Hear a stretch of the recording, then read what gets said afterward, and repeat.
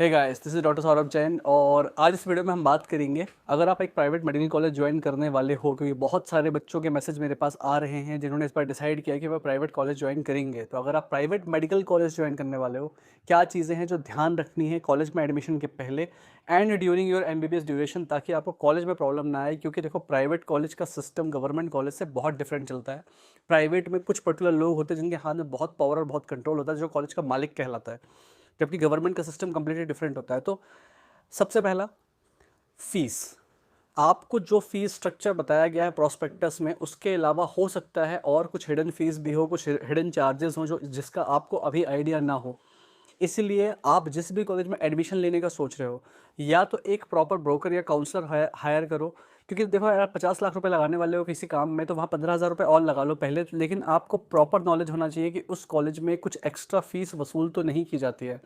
क्योंकि बहुत सारे लोग ऐसे होंगे जो लोन लेके एडमिशन लेने वाले हैं, या कई लोग हैं जिनके पेरेंट्स ज़मीन बेच रहे हैं या कुछ कर रहे हैं, या पेरेंट्स किसी तरह से मैनेज कर रहे हैं। तो अगर आपका बजट ऑलरेडी बहुत कम है, या आप मान लीजिए आप बड़ी मुश्किल से पैसा अरेंज कर पा रहे हो, और इसके ऊपर अगर आपको लगता है बाद में कि और फीस का बर्डन आ रहा है, तो आपको बाद में दिक्कत होगी ड्यूरिंग योर एमबीबीएस ड्यूरेशन। तो इससे बेटर ये है कि पहले ही कॉलेज विजिट कर लो, वहाँ जाओ, वहाँ के बच्चों से बात करो, आपको एक प्रॉपर आइडिया लग जाएगा कि और क्या एक्स्ट्रा फीसेस हैं जो कॉलेज वाले बाद में लेते हैं, जो आपको देनी पड़ेंगी। ऑल दो सारी चीज़ें स्टार्टिंग से क्लियर होती हैं, लेकिन फिर भी थोड़ा बहुत, जितनी आपका टोटल फीस का आप अंदाज़ा लेके चल रहे हो, जितना आप टोटल खर्चा अंदाज़ा लेके चल रहे हो, उससे 5-10% ऊपर ही लेके चलना, उतना अरेंजमेंट अपने पास रखना।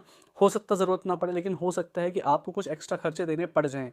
So first of all, fees देख करके आपको चलनी है, और फीस के हिसाब से ही फीस ही सबसे बड़ा फैक्टर है जिसमें लोग जिससे अपना कॉलेज डिसाइड करते हैं। ओके, फर्स्ट चीज़ ये। सेकंड देखिए, लोगों को लगता है प्राइवेट मेडिकल कॉलेज है तो वहाँ पर आपका डिसिप्लिन बहुत ज़्यादा मेंटेन नहीं होगा, और आप क्लास अटेंड करो ना करो चल जाएगा। ऐसा नहीं है। बहुत सारे कॉलेजेस में अटेंडेंस के लिए वो बहुत स्ट्रिक्ट होते हैं। तो आप जिस भी कॉलेज में पढ़ने जाओ, वहाँ का अटेंडेंस का जो भी क्राइटेरिया हो, वहाँ पे कई कई कॉलेज में 75% अटेंडेंस वो मिनिमम मांगते हैं, कहीं में 90% मांगते हैं, कहीं में शायद 70% से ही काम चल जाए।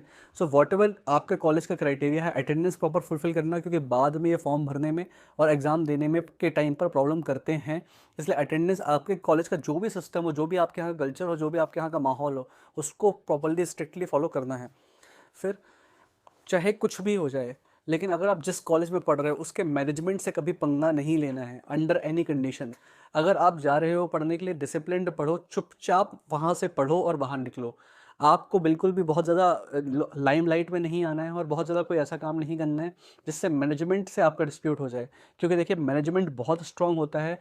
प्राइवेट कॉलेजेस के मैनेजमेंट से जीत पाना इतना आसान काम नहीं है। अनटिल अनलेस कोई केस बहुत बड़ा हो जाए, पुलिस केस बन जाए, उसमें कोर्ट इन्वॉल्व हो जाए, तो ही आप इनसे जीत सकते हो। नहीं तो ज़बरदस्ती छोटी छोटी चीज़ों में आप जीत नहीं सकते। मैं बिल्कुल सलाह नहीं दूंगा।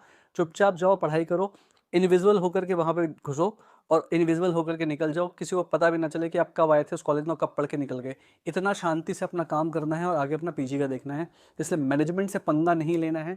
मैनेजमेंट से पंगा लेने में आप उलझ जाओगे, और बिल्कुल भी बहुत ज़्यादा वहाँ पे कुछ भी ऐसा एक्स्ट्रा करिकुलर बहुत ज़्यादा फालतू काम नहीं करने हैं। अपनी पढ़ाई करो और खुश रहो। फिर देखो, रैगिंग प्राइवेट कॉलेजेस में नहीं होती है। गवर्नमेंट कॉलेजेस में रैगिंग के ऊपर इतना स्ट्रिक्ट शायद कंट्रोल ना हो, लेकिन प्राइवेट कॉलेज का मुझे पता है कि प्राइवेट कॉलेज का जो मैनेजमेंट होता है वो रैगिंग को बिल्कुल भी एक्सेप्ट नहीं करता। तो आप जिस भी कॉलेज में जाओगे, depending upon college to college, ragging usually first year वाले बच्चों की नहीं होती है, या होती भी है तो बहुत मिनिमम लेवल पर होती है, बहुत दबे छुपे होती होगी। और क्योंकि वहाँ पर कंप्लेन करने पर बहुत ही स्ट्रिक्ट एक्शन लिया जाता है, तो इसका उल्टा भी उतना ही सही है। जब आप कॉलेज जाओगे, आप सेकेंड ईयर में होगे, तब उस समय भूल से भी किसी की रैगिंग में इन्वॉल्व मत हो जाना, ना किसी की रैगिंग लेना।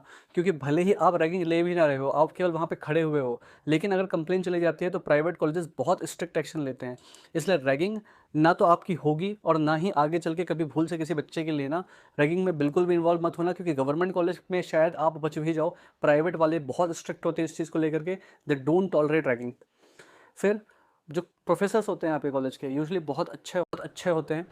ठीक है, जैसे प्राइवेट गवर्नमेंट कॉलेज में होते हैं, ऐसे ही आपके प्राइवेट कॉलेज के भी प्रोफेसर्स बहुत अच्छे होते हैं। यूजुअली बहुत शांत नेचर के भी होते हैं, सही भी होता है। लेकिन कुछ प्रोफेसर्स होते हैं जो बहुत स्ट्रिक्ट होते हैं, जो बहुत रिजिड होते हैं।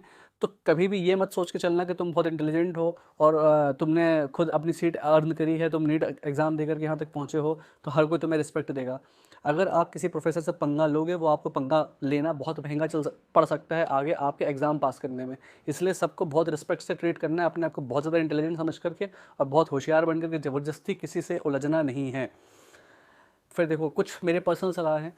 हॉस्टल्स में ड्रग्स एंड अल्कोहल ये बहुत कॉमन है और ये इंडिया में प्रेवलेंट प्रॉब्लम है हर मेडिकल कॉलेज में, चाहे प्राइवेट हो गवर्नमेंट हो। मेरी आपको सलाह ये है, इन आदतों को मत डालना। अगर 25 साल की एज तक आप अल्कोहल और ड्रग्स की आदत नहीं डालते हो किसी भी चीज़ की, तो डेफिनेटली उसके बाद ये चीज़ें आप नहीं करोगे। ठीक है, एक सर्टेन एज तक अगर आप इन चीज़ों को अवॉइड कर लेते हो, तब आगे चल के आपको इन चीज़ों की आदतें नहीं पड़ेंगी। और मैंने अपने आँख के सामने देखा है, हर साल अल्कोहल लेकर के लड़के गाड़ी लेकर के सड़क पे निकलते हैं और हर साल एक ना एक बच्चा मरता ज़रूर था। किसी भी बैच का मरेगा, चाहे हमारा जूनियर होगा, सीनियर होगा या हमारे बैच का होगा, लेकिन हर साल एक आध डेथ ज़रूर होती थी, बिकॉज बच्चे दारू पीने के बाद गाड़ी चलाते थे सड़क पे। सो इस तरह की चीज़ें आप जितना अवॉइड कर सको उतना बेटर है, क्योंकि छोटी सी गलती इट विल बी वेरी मतलब difficult for you in upcoming life. कई बार लोग डिसेबल्ड हो जाते हैं, किसी का हाथ टूट गया, लाइफ टाइम के लिए उसका हाथ ख़राब हो गया या पैर ख़राब हो गया, तो ये चीज़ें होती हैं और ये चीज़ें बहुत ज़्यादा कॉमन हैं। तो अगर आप स्टार्टिंग से, अभी चूँकि आप छोटे हो, स्टार्टिंग से बहुत डिसिप्लिन लाइफ जीनी है, क्योंकि वही आपको आगे काम में आएगी। एंड आपको एक चीज़ लगती होगी कि शायद प्राइवेट कॉलेज में बहुत इजीली पास हो जाते हैं, जबकि ऐसा नहीं है। कॉलेज की कोई रिस्पॉन्सिबिलिटी नहीं है आपको पास कराने की। पढ़ोगे पास होगे, नहीं पढ़ोगे पास नहीं होगे। ना कॉलेज में पैसा चलता है कि पैसा देकर के आप पास हो जाओ, कुछ भी नहीं होता है। लोगों के दिमाग में बहुत गलत थिंकिंग है। अच्छे कॉलेजेस में खास करके बहुत ही स्ट्रक्चर्ड वे में चीज़ें होती हैं। सो किसी भी जुगाड़, किसी भी इन चीज़ों के चक्कर में मत पड़ना। कॉलेज जा रहे हो, प्रॉपर पढ़ोगे तो ही पास होगे, और वहाँ आपको बहुत डिसिप्लिन चलना पड़ेगा। और जैसे जैसे अभी टाइम गुजरता जा रहा है, एग्ज़ाम भी शायद नेक्स्ट होने वाला है, तो वो तो कम्प्लीटली आप अपने भरोसे ही हो। और नेक्स्ट लाने का मेन एक बहुत बड़ा कारण ये भी है कि बहुत सारी यूनिवर्सिटीज़ थी, डिफरेंट यूनिवर्सिटीज़, कुछ यूनिवर्सिटीज़ बहुत स्ट्रिक्ट थी, कुछ यूनिवर्सिटीज़ बहुत लूज़ थी। तो हर जगह से MBBS की डिग्री जो थी, कुछ बच्चे बहुत ही डिफिकल्ट लेवल ऑफ एग्ज़ाम देकर के पास हो रहे थे और कुछ बहुत ईजी लेवल ऑफ एग्ज़ाम देकर पास हो रहे थे। नेक्स्ट लाने का कैसे क्या हो जाएगा, पूरे देश में यूनिफॉर्म एग्ज़ाम हो जाएगा, तो आपको तो नेक्स्ट ही फेस करना पड़ेगा। इसलिए ये बहुत ज़्यादा ज़रूरी है कि आप स्टार्टिंग से बहुत अच्छे से पढ़ाई करके चलो। I will make a separate video कि नेक्स्ट के लिए कैसे पढ़ना है और नीट PG की तैयारी कैसे करनी है, प्राइवेट कॉलेज में रहते हुए या गवर्नमेंट कॉलेज में रहते हुए, from the very beginning. So these were the things जो मैं कहना चाहता था प्राइवेट कॉलेज के लिए स्पेसिफिकली। अगर आप चाह रहे हो एडमिशन ले रहे हो, तो इन बातों का ध्यान रखना, और ताकि आप पढ़ाई करके प्रॉपर किसी गवर्नमेंट कॉलेज से PG कर पाओ। क्योंकि अल्टीमेटली आपका गोल यही होना चाहिए कि अगर आपकी MBBS प्राइवेट से हो गई है, तो एटलीस्ट PG या सुपर स्पेशलाइजेशन आपका गवर्नमेंट से हो। इस चक्कर में मत रहना कि हम PG भी प्राइवेट से कर लेंगे, बिकॉज आपके पास अभी सफिशिएंट अमाउंट ऑफ टाइम है 5 साढ़े 5 साल का, जिसमें आप तैयारी कर सकते हो। So I think you like this video, and if you still have any doubt, please comment, I will reply to you. Thank you.